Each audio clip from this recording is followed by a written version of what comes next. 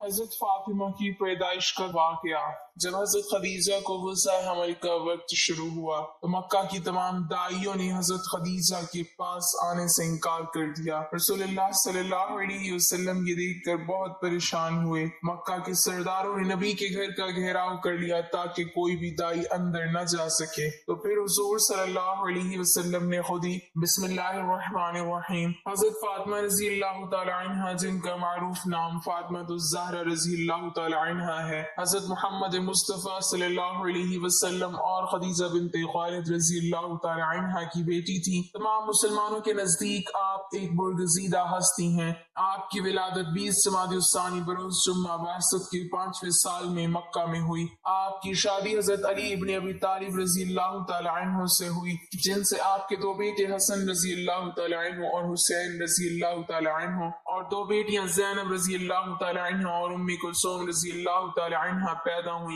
آپ کی وفات اپنے والد گرامی حضرت محمد صلی اللہ علیہ وسلم کی وفات کے کچھ ماہ بعد 632 ہجری میں ہوئی۔ آپ کی تربیت خاندان رسالت میں ہوئی جو حضرت محمد مصطفیٰ صلی اللہ علیہ وسلم، حضرت خدیجہ رضی اللہ تعالی عنہ، فاطمہ بنت اسد رضی اللہ تعالی عنہ، ام سلمہ رضی اللہ تعالی عنہ، ام الفضل رضی اللہ تعالی عنہ، حضرت محمد صلی اللہ علیہ وسلم کی چچا عباس کی زوجہ ام ہانی رضی اللہ تعالی عنہ، حضرت ابو طالب کی ہمشیرہ اسماء بنت امیس رضی اللہ تعالی عنہ، زوجہ جعفر تیار رضی اللہ تعالی عنہ، صفیہ بنت حمزہ رضی اللہ تعالی عنہ وغیرہ نے مختلف اوقات میں کی۔ حضرت خدیجہ رضی اللہ تعالی عنہ کے انتقال کے بعد حضرت محمد صلی اللہ علیہ وسلم نے ان کی تربیت و پرورش کے لیے فاطمہ بنت اسد رضی اللہ تعالی عنہ کا انتخاب کیا۔ جب ان کا بھی انتقال ہو گیا تو اس وقت حضرت محمد صلی اللہ علیہ وسلم نے حضرت ام سلمہ رضی اللہ تعالی عنہ کو ان کی تربیت کی ذمہ داری دی۔ بعض روایات کے مطابق حضور صلی اللہ علیہ وسلم نے حضرت علی رضی اللہ تعالی عنہ سے فرمایا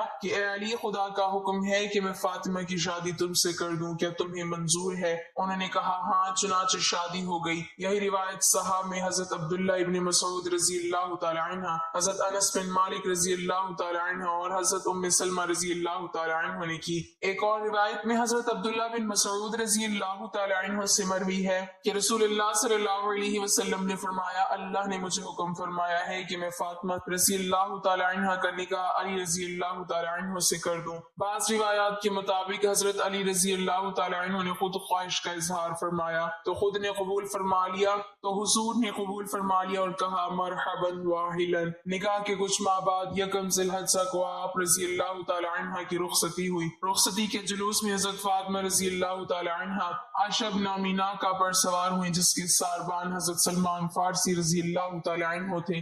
ازواج مطہرات جلوس کے آگے آگے تھی۔ بنی ہاشم ننگی تلواریں لیے جلوس کے ساتھ تھے۔ مسجد کے ارد گرد چکر لگانے کے بعد حضرت فاطمہ رضی اللہ تعالی عنہ کو حضرت علی رضی اللہ تعالی عنہ کے گھر میں اتارا گیا۔ رسول اللہ صلی اللہ علیہ وسلم نے پانی منگوایا، اس پر دعائیں دم کی اور علی رضی اللہ تعالی عنہ اور فاطمہ رضی اللہ تعالی عنہ کی سر، بازو اور سینے پر چھڑک کر دعا کی، اے اللہ انہیں ان کی اولاد کو شیطان الرجیم سے تیری پناہ میں دیتا ہوں۔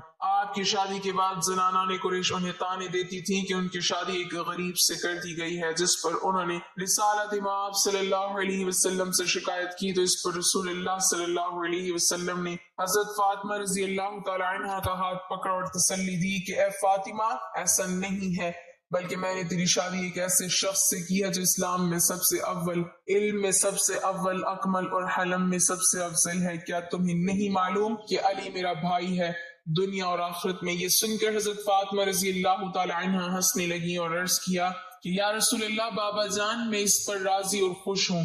شادی کے بعد آپ کی زندگی طبقہ نسواں کے لیے ایک مثال ہے۔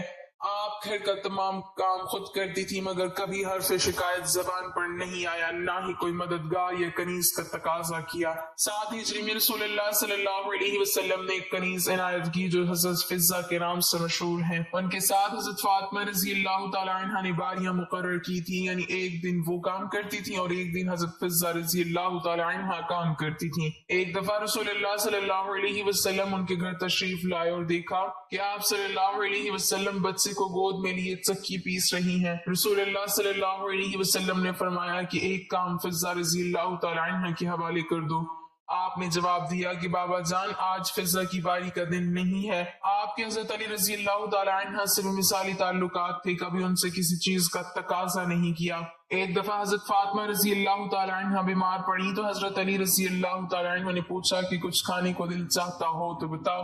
آپ نے کہا کہ میرے پدر بزرگوار نے تاکید کی ہے کہ میں آپ سے کسی چیز کا سوال نہ کروں، ممکن ہے کہ آپ اس کو پورا نہ کر سکیں اور آپ کو رنج ہو، اس لیے میں کچھ نہیں کہتی۔ حضرت علی رضی اللہ تعالیٰ عنہ نے جب قسم دی تو انار کا ذکر کیا۔ آپ رضی اللہ تعالیٰ عنہ نے کئی جنگیں دیکھی جن میں حضرت علی رضی اللہ تعالیٰ عنہ نے نمایاں کردار ادا کیا، مگر کبھی یہ نہیں چاہا کہ وہ جنگ میں شریک نہ ہو اور پیچھے رہیں۔ اس کے علاوہ جنگ احد میں حضرت علی رضی اللہ تعالیٰ عنہ نے 16 زخم کھائے اور رسول اللہ صلی اللہ علیہ وسلم کا چہرہ مبارک بھی زخمی ہوا، مگر آپ نے کسی خوف و ہراس کا مظاہرہ نہیں کیا اور مرہم پٹی، علاج اور تلواروں کی صفائی کے فرائض سر انجام دیے۔ مباہلہ ایک مشہور واقعہ ہے اور ان چند واقعات میں سے ایک ہے جس میں حضرت فاطمہ رضی اللہ تعالی عنہ کو جنگ کے علاوہ گھر سے نکلنا پڑا۔ نجران کے مسیحی جب حضرت محمد صلی اللہ علیہ وسلم سے ملنے آئے اور بحث کی کہ حضرت عیسیٰ علیہ السلام اللہ کے بیٹے ہیں اور کسی طرح نہ مانے، تو اللہ نے قرآن میں درج ذیل آیت نازل کی: اے پیغمبر، علم کے آ جانے کے بعد جو لوگ تم سے بحث کریں ان سے کہہ دیجئے کہ آؤ ہم لوگ اپنے اپنے فرزند، اپنی اپنی عورتوں اور اپنے اپنے نفسوں کو بلائیں اور پھر خدا کی بارگاہ میں دعا کریں اور جھوٹوں پر خدا کی لعنت قرار دیں۔ اس کے بعد مباہلہ کا فیصلہ ہوا کہ عیسائی اپنے برگزیدہ لوگوں کو لائیں گے اور رسول اللہ صلی اللہ علیہ وسلم اپنے برگزیدہ بندوں کے ساتھ آئیں گے اور مباہلہ کریں گے، اور اسی طریقے سے فیصلہ ہوگا۔ اگلی صبح رسول اللہ صلی اللہ علیہ وسلم اپنے ساتھ حضرت حسن رضی اللہ تعالیٰ عنہ اور حضرت حسین رضی اللہ تعالیٰ عنہ کو چادر میں لپیٹے ہوئے اور حضرت علی رضی اللہ تعالیٰ عنہ اور حضرت فاطمہ رضی اللہ تعالیٰ عنہ کو لیے ہوئے آئے۔ ان لوگوں کو دیکھتے ہی عیسائی مغلوب ہو گئے اور ان کے سردار نے کہا کہ میں ایسے چہرے دیکھ رہا ہوں کہ اگر خدا سے بد دعا کریں تو روئے زمین پر ایک بھی عیسائی سلامت نہ رہے۔ ام المومنین حضرت عائشہ رضی اللہ تعالیٰ عنہ سے روایت ہے کہ وصال سے قبل مرض وصال میں رسول اللہ صلی اللہ علیہ وسلم نے حضرت